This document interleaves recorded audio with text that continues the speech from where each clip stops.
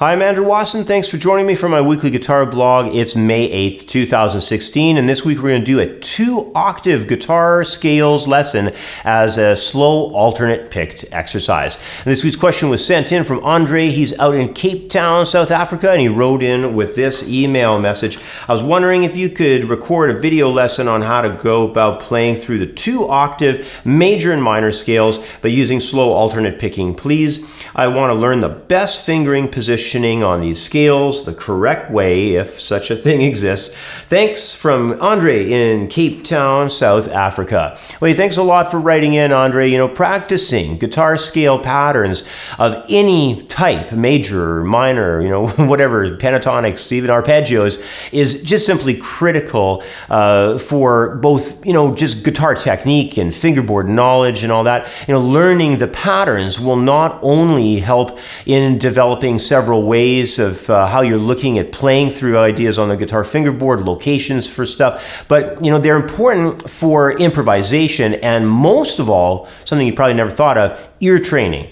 And just overall ear development. As you're practicing the scales, your ear is getting more and more synchronized with those sounds, and it just basically turns you into a better musician.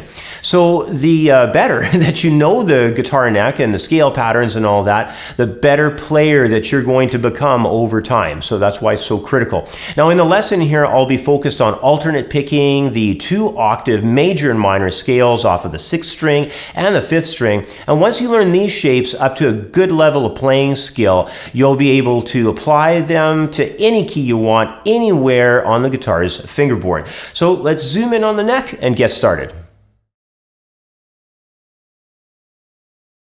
Well, the first scale pattern I want to run through is going to be the 6th string root major scale. I'm going to place this scale pattern on the neck at the 5th position on the 6th string. This is going to set us up off of the A major scale sound.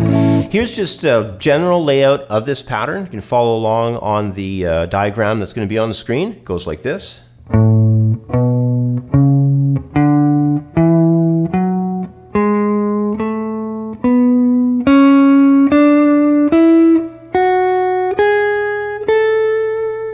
So it's a 3-note per string scale. There's 2 octaves, a lower register octave going from the 6th string to the 4th, and then an upper register going from 4th string to 2nd string.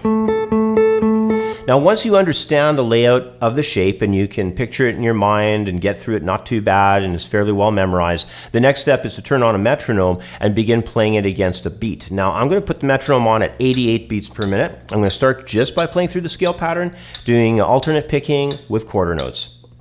1, 2, 3, 4.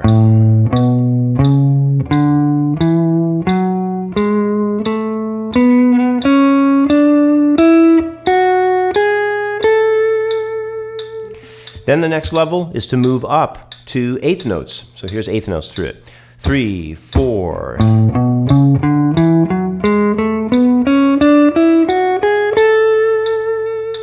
Then we're going to shift to doing 8th note triplets. Here's that feel. 2, 3 and a, 4 and a.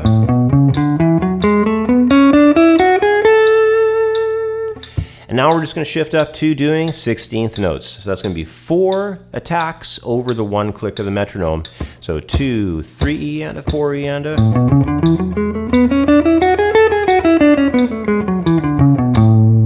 So that's your goal, is to get it to that type of tempo where you're really moving along quickly with those 16th notes. And keep in mind as well that this pattern is movable. It can be played off of any note seen as its tonic. Remember that the tonic notes are going to be based off 6th, 4th, and 2nd.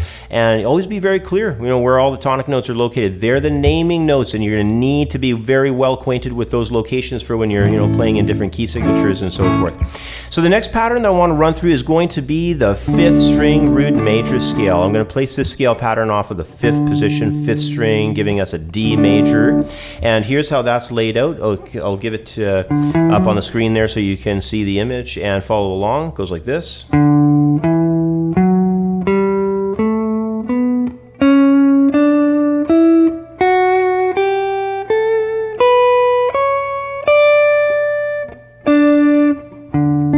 So there's 2 octaves.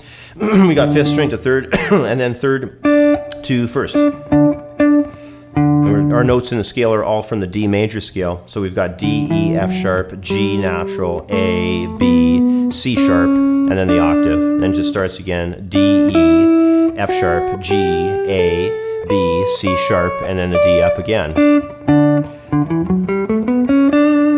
Now the next thing, once you are acquainted with the scales layout, the thing to do is put the metronome on and begin working through all those different durations that I had mentioned from the other scale pattern. I'll do that again. I'll put the metronome on at 88 beats per minute, and I'll just be playing through this, starting off nice and easy at quarter notes. Here we go, 2, 3, 4.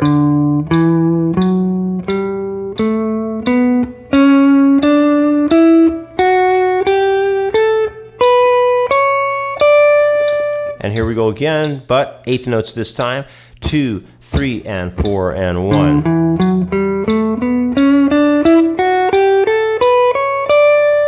Now we're going to shift into doing triplets. Here we go, 2, 3, and a 4, and a 1.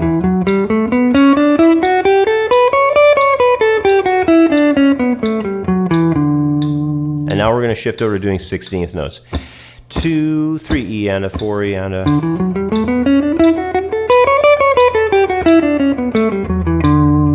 One more time.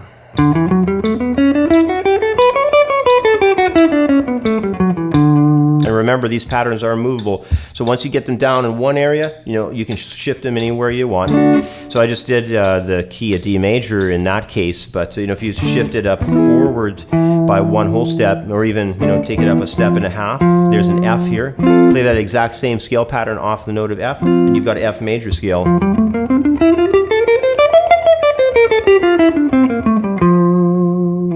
All right, so now that you understand the basics and you understand fully that you got to keep in mind that this pattern is movable, the patterns can be played off of any note applied to the tonic note. In this case, again, like we were saying, 5th string to 3rd, 3rd string to 1st. You got to know that stuff. It's really important because where the tonics are located, they are the naming notes giving you the locations to be able to play the scale in a required or specific key signature. So you got to know that.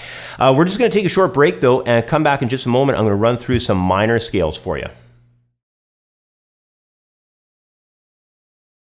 Well, next we're going to look at minor scale patterns. The first 2-octave minor scale pattern that I'm going to run through here is going to be the 6th-string root minor shape. Once again, like I've done with the major scale, I'm going to place this minor scale pattern on the neck at the 5th position, 6th-string root, giving us A minor scale. So here's how it sounds, just played slowly with alternate picking.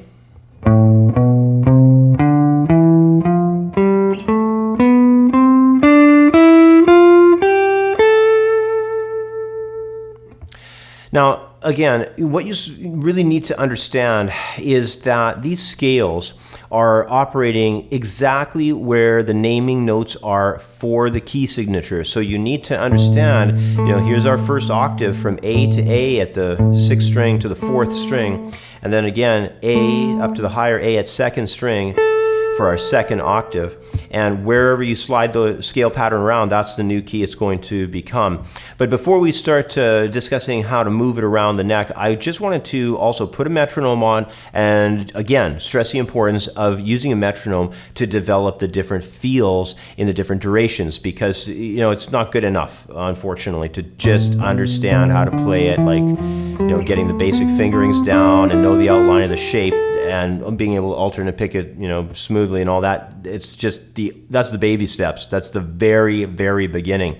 What the important thing is that you practice these scales till they get to a really high competent level, and the only way you're really going to get that is by turning on a metronome and working from quarter notes all the way up to 16ths.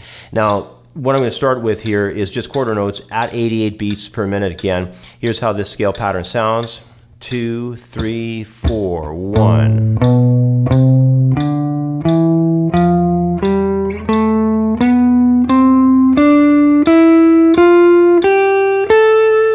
Right, so once again, that's quarter notes. Here's 8th notes, the next level up. 2 and 3 and 4 and 1.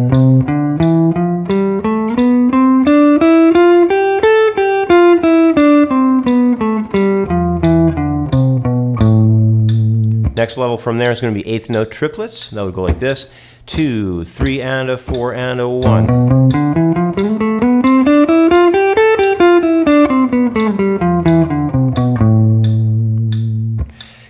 here's 16th notes now. So 2, 3E and a 4E and a.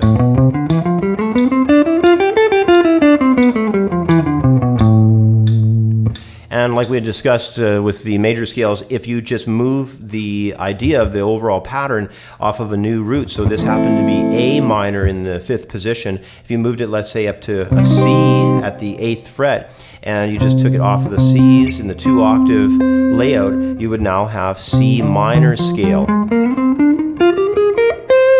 And you slide it back a semitone, you're on B, so you play the scale pattern layout from there, you got the key of B minor. Right? So you have to understand this stuff. These scale patterns are totally visual. They're geometrical. Once you learn them in one area, you can slide them laterally along the neck, and you're going to get your other keys. Now let's just move on to the final scale pattern that I want to run through here. It's going to be the 5th string root minor. I'm going to place this scale pattern on the neck at the 5th position off of the 5th string, giving us D minor scale. Here's how it sounds played just nice and slow at first.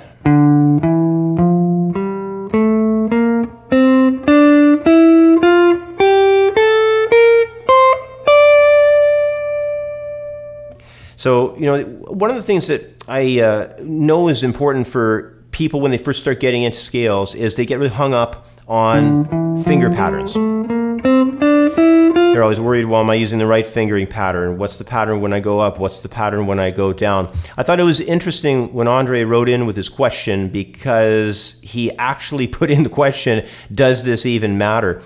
And, you know, there's a difference between learning the scale fingering if you're doing it more as an exercise, the way we're playing it right now. You know, that's, you know, it's okay to have a set layout. But as you begin playing at different tempos, you know, as you begin changing the duration, like we have been as we've been using the metronome to fly through these scale patterns in the neck, you're going to start noticing that your hands are going to feel like they want to do different things when you're up in the world of 16th notes, let's say, as opposed to 8th notes. Or maybe when you move from 8th notes into 8th note triplets, you just notice the fingerings change a little bit for yourself. They're very subjective. One person to the next is not going to have the same kind of fingering design of the scale pattern, and it's just going to be something that you're going to go into a comfort zone for yourself personally on. And again, when you start improvising with this stuff, you know, when you begin, you know, having a chord progression in the background and you're making up lines,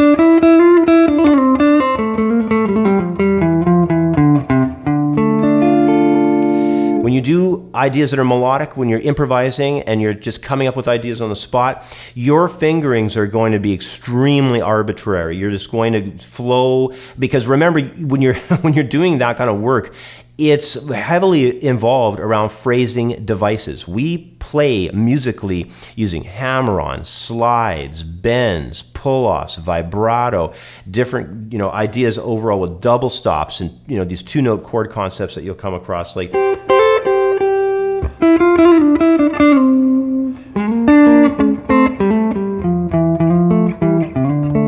so when you start playing around 2-note ideas, and just your fingerings are going to mess around with all kinds of layouts and setups, and even, you know, different kinds of combinations as you go through different workouts. You know, it might be a sequenced idea. You might find yourself playing something different as you shift positions. You know, it's literally endless of how you can finger your way through the scale shape.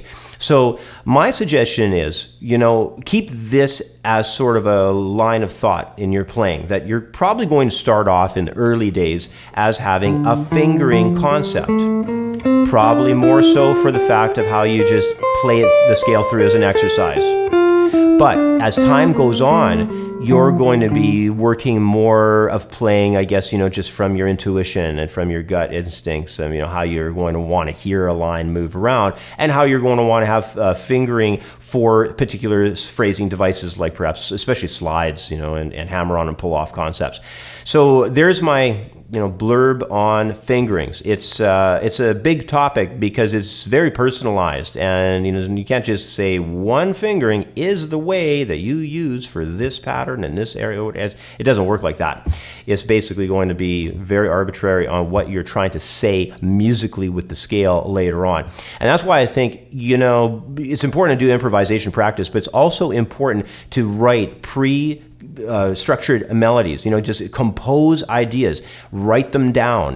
Grab a notation program like Finale or even something like Guitar Pro and just punch in ideas, make charts, make layouts with the rhythms, and understand how the music that you hear in your head looks on paper as well, and then practice those ideas, record those ideas, because that's how you're really going to get your chops up with all this stuff. Now, before I wrap up though, I do want to run through the D minor, and I do it with the metronome going every duration there. So let's start off with quarter notes from the D and doing the fifth string root minor pattern.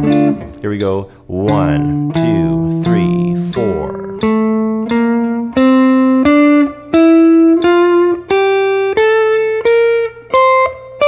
So there's our quarter note layout. Let's try it again, doing eighth notes. 2, 3, and 4, and.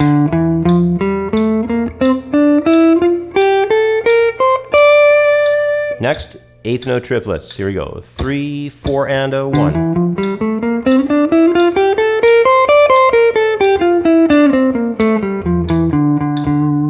All right, and then finally 16th notes. So 2, 3 E and a 4 E and a.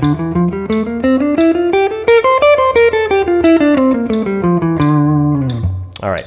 So there you go. There's the whole breakdown, and I hope this gives you a really good start into the bigger picture of how to develop scales. I really am glad that Andre wrote in with the question. It's a great question. 2-octave scale patterns are actually a really great place to start. And these patterns that I've given here, they're basically the 3-note per scale structures. They're really good to learn also. So good luck with this stuff. I think it's going to be a huge benefit to your playing once you really get it together. Well, developing scale patterns has a lot to do with shape recall, because we rely so heavily on remembering a scale through its geometrical pattern. And the study of a scale's geometrical shape overall places a lot of importance on having both good visualization skills, and once you combine that with getting good technical skill, especially of course the left and right hand coordination, you're going to really see some positive results with how you're able to control scales on the guitar fingerboard. So, once we know our shapes, how to fret them properly, and when our skill builds up to a decent level, we can begin using the scales for making music, which is especially fun when it obviously comes to playing guitar solos. So, put aside quite a bit of time. It might take you more than a few weeks. You might need actually a few months to really memorize these scale patterns and get good technically at performing them. So, the payoff down the road of doing all this work is absolutely worth it in the long run. So I highly suggest putting the time in and getting this stuff together. Anyway, that's about all the time that I have for today. As always, I want to say thanks for watching. Please subscribe to the channel, and if at all possible, consider making a small donation to help fund the Guitar Lessons project here. Every little bit that people donate really helps propel the lessons plans and the ideas that I'm trying to promote with this Guitar Lessons project here online a little bit further every month, and things have been going not too bad over the course of all the years that I've been putting these up. And I just want to take this idea further and further and further along. So please support the channel as much as you can.